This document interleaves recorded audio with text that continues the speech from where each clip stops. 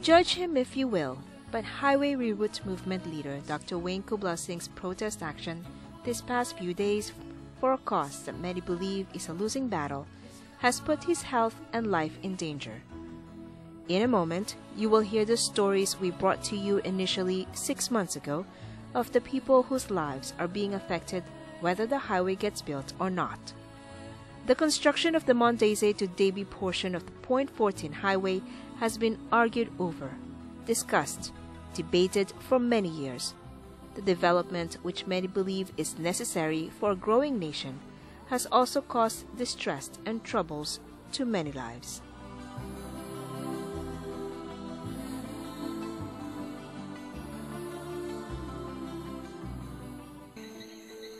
Take a closer look at this. That's the sound of silence and peaceful living.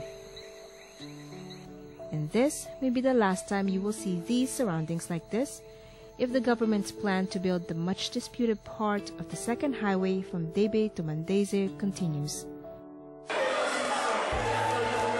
But after the shouts, arguments, accusations, and years of conflicting stories leave the front pages of newspapers and the media moves on to another story, the scary scenario for these families continues. I think it feels really sad, very sad.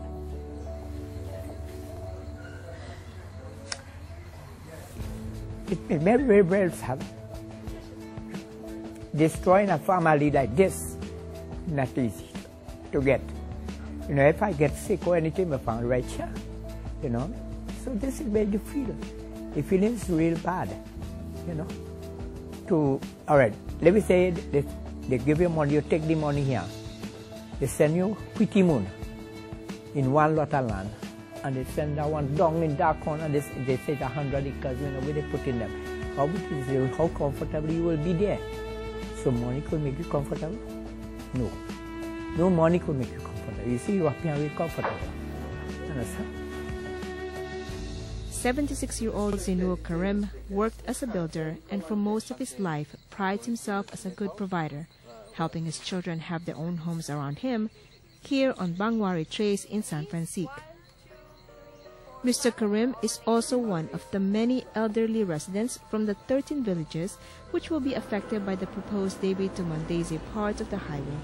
He tells us he's grateful that he is still strong enough to participate in the highway reroute campaign, but not for 80-year-old Raghunath Tribarni, who upon hearing the news that his home may soon be bulldozed, sent him trembling and caused weeks of sleepless nights. Ma'am, this house was from slab to a 2-bedroom board house, 20 by 20, and then it reached here to the situation. I work with government from $6.23 a day, believe me. And I mean, at this age to move, I can't undergo pressure again to build up the house, you know what I mean? So it is real difficult, believe me. He said every farmer would be compensated. I don't know if you could recall recently, the Orapun people recently got their money, and look how long. Countless stories like these we heard as we journeyed with anxious residents eager to express their frustration, hoping that those who have the power would really hear their worry and objection and give them a fighting chance to plead to save their homes, their culture, their communities.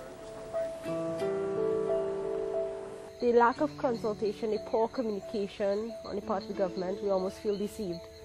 And we're fed up, we're frustrated, and this can't go on. I mean, it's obviously, there's a reason why they are headstrong on it, but they need to come and serve the people, as they keep saying. They need to serve the people, they need to talk to the people and keep the people's interests in their mind. The future landscape of these communities has been under threat since 2005, when the idea to build a highway through these villages surfaced. Some politicians in opposition then rallied with them. Now they are in power, some say. Those same ministers are nowhere to be seen. But regardless of which political party is running the country, the same fight continues to hold on to their homes and their future. This is ground zero for the highway reroute movement, where some residents take turns to man the camp 24 hours a day. To make sure the temporary promise that the highway construction from Debe to Mon Desir, or at least from Debe to Siparia, as Minister of Works and Infrastructure Jack Warner said on Monday, will not proceed. The movement says it as often as they get a chance that they are not against the highway, but just part of it. And the movement has come up with a proposal that they think will satisfy both the communities and the government. From Debe, we want to go westward towards the highway in the vicinity of Paris. This here, as you can see, we are currently by its empty carny lands, natural highlands, which they can utilize. It will not impact on flooding. It's a much shorter distance, basically this is a couple of minutes apart, and it will not impact on flooding. It will not involve relocation of anyone, and it will seamlessly connect with the Point Fortin Samplano highway. The proposal, they say, will save the government about $4 billion, the reported cost of constructing the Debe to Mon Desir section. But besides the financial saving, the reroute proposal, they say, will also prevent environmental damage. Harry Prasad Duki, like most residents in these areas, has lived here since birth, and so have his forefathers. He created this handmade map, he said, not just from personally knowing the land, but years of studying his surroundings. This water don't go out the sea, so we have a backup here. And when you build this highway across, intersecting all these rivers, it tends to raise the capacity of water level over the land surfaces, going beyond the normal level, and it's going to flood all these traces, the settlement areas you see here. Flooding, Mr. Duki tells us, will become a major problem. And Dr. Wayne Kubal Singh, an environmentalist who joined the fight and now heads the movement, agrees. A highway is supposed to bring connectivity. Connectivity, businesses, agricultural facilities, homesteads, towns, cities. It is not doing that. It is bringing disconnectivity. It's going to have permanent flooding. It's going to disconnect it in communities. It's going to go through a beautiful open gridlock pattern of streets. It's going to destroy and alienate agricultural land. So that is disconnectivity. That's against the philosophy of what a highway is supposed to do. When the idea to build the highway was proposed in 2005, the residents' main concern then was just finding the truth on what was really going on. Baldiram Su was one of many residents who initiated the protest. Very, very positive. We don't know we're going next, what this government going to do. They never tell me before what's going on and what's happening, or the location and what. They just wait and telling you that 6-lane highway. I find that nonsense. 7 years later, they say, it all seems unnecessary. All these communities are asking for, all these affected communities are asking for, is just for the roads to be fixed. I don't understand what is so difficult for the government to not comprehend this. This is such an easier alternative rather than uprooting over 400 homes.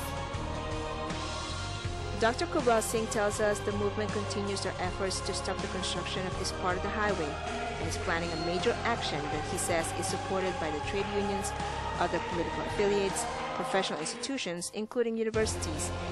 The group is also taking up legal action against the government, but also pursuing the diplomatic route. They hope to speak to the Prime Minister personally. But their bigger wish is to one day soon be able to sleep soundly and without worry.